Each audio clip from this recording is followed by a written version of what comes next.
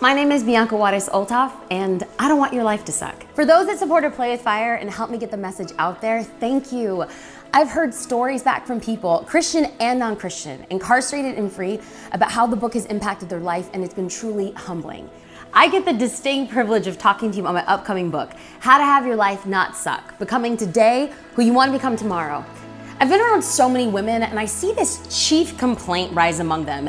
And they always are saying things like, I wish I had a coach or a mentor or a guide to teach me how to succeed at life. But there's a disconnect with this generation who feels confused because this generation is so self-absorbed. So this book is a playbook for those trying to figure out life and a primer for those trying to understand and have conversation and language for those trying to figure out their life. I want to be the bridge in the conversation between young and old, married and single, ratchet and righteous, and help us communicate beautifully like we see in the narrative out of the book of Ruth. Ruth was a young woman who moved to a new city and lost everything, but she was traveling with a wise old woman who had learned a thing or two in her life of love and loss.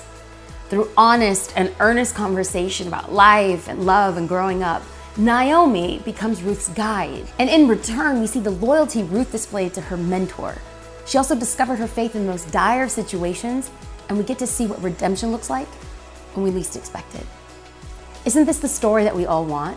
I want us to be people with language to look at others and say, God did it for me, He'll do it for you.